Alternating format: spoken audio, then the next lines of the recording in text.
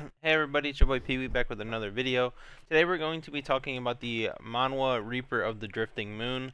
The reason why I want to talk about this one today is simply because it is definitely top 5, maybe even top 3 revenge stories in my opinion. Or out of all the comics that I have read, um, and all the revenge type stories, martial arts stories that I have read, this is definitely up there with either being top 3, maybe even top 2.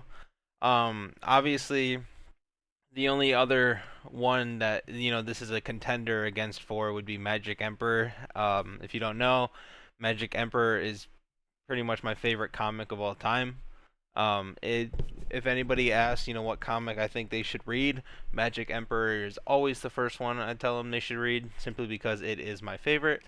But this one is definitely probably close second when it comes to revenge stories. I'd say this is probably even like top 10 of my favorite comics. It probably pushes around 8 or 9 ish. But anyways, quick overview is we have our main character, Pio Wool. Uh, he is this. Oh, I don't. I had something apparently on the other monitor. Sorry. There we go. But we have Pio Wool. He's basically just like a kid who lives on the streets, an orphan that he has no real family, no one who would like care or miss him if something happened to him. So we have this man here who basically kidnaps Pio Wool, and basically the whole point of taking him is basically these people here. They're training these kids that they take off the streets to become assassins for a job that they plan to train these kids into elite assassins, um, because the target of this mission is like has one of the strongest backings in the martial arts world and is someone of extreme skill themselves. So they need really high-end assassins to get this job done. However, they don't want to have any connection to it, so they kidnap these orphans to basically train an elite group of assassins to kill their target, and basically that they can dispose of afterwards without anybody knowing.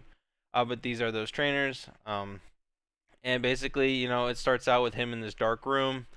He has to get used to his senses and so on and so forth. They practically starve these kids until like survival of the fittest, where after a while, they actually do begin training them and teaching them these techniques.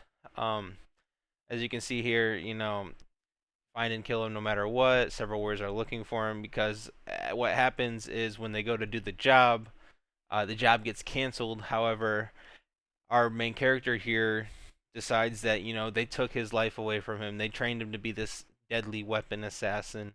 So even if the job isn't supposed to happen, he's going to complete it regardless, and he ends up doing so.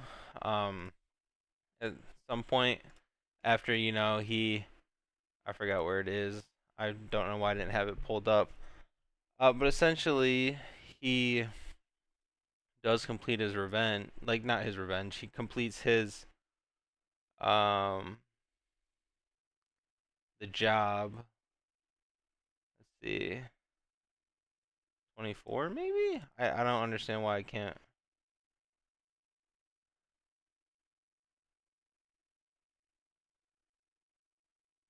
Maybe 23. I'm sorry. I don't know why I didn't have this pulled up, guys. But yeah, so he does end up killing his target. As you can see here, he's like fighting all these people after he completes his target, and so then he tries to escape and whatnot. And essentially, this is a type of revenge story because I say that because he ends up in chapter 54. He says, "Now disappear from my life." He does go through a change of like this is him before. After he completes the mission and kills it, he is essentially gets thrown into like a snake pit, and the his whole art character changes to like this like snake like appearance and whatnot to represent like the transformation. In the comic, that does get skipped over pretty quickly. Like in the novel, I know it's like very descriptive, like it's goes into detail of what happens to him in the snake pit. However, in the manhwa, it does skip over that. So if you are interested in what happens in that snake pit, you are going to have to read the novel for the details. But essentially, he transforms from black hair and a very skillful martial artist to basically and essentially all that poison and stuff in his body, and he cultivates and he becomes pretty much like someone who's undefeatable in the not undefeatable so to say, but a very top tier martial artist where he even ends up getting his revenge of killing the leaders of like two of like really top two sects in like this portion of the continent. Um, where it's like every then after he does that, everybody is so surprised and starts to fear him and whatnot.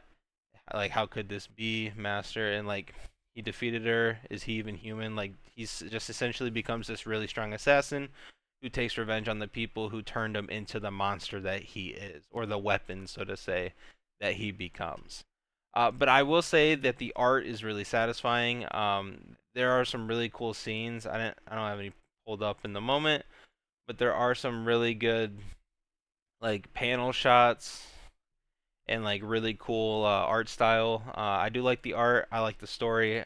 I like how he gets his revenge. It does move pretty quickly, which I like because I don't like those revenge stories that just drag and drag and drag and they never get the revenge. He does get his revenge in the first 54 chapters. The art is really good. I do like his interactions with with certain characters. There are a couple heart wrenching moments into it, like small snippets of like romance between him and a couple of female characters. I don't want to spoil about what happens with the romance, but essentially there is no romance because just fuck it, spoiler. The first girl he has a connection with is killed when they're trying to escape from the assassins after basically the job being exposed. And the second one was a girl that he was had an affection for. He was using her to get information on the because she was from the sect that this person came from, which is one of the people who turned him into this like assassin weapon. However, she's killed by this person because this person found out the MC was using her for information. There's it's just the character development, the character interactions, the story itself, the art, everything in this is truly a really good, done well comic. And I will say it's definitely a top 10 comic. It's definitely for revenge stories top 5. I don't think you could convince me that it's not. But ultimately, if you don't know what this comic is or you haven't checked it out yet, you're definitely missing out and you should check it out. It is a really good comic and you will definitely not regret it. But yeah, I think that'll be it for this review. If you guys enjoyed it, feel free to keep coming back. I hope to continue making these videos, making these reviews, making like new comic recommendations, first impressions, so on and so forth. I hope to grow this channel into a community of like-minded people who share their love with comics, so we can just chat about comics, talk about the ones we love, the ones we don't like. Basically, just talk comics and sharing the love we have for them. I'd appreciate it if you would like, subscribe, keep coming back, help me grow my channel, and I'll see you guys in the next video. Peace.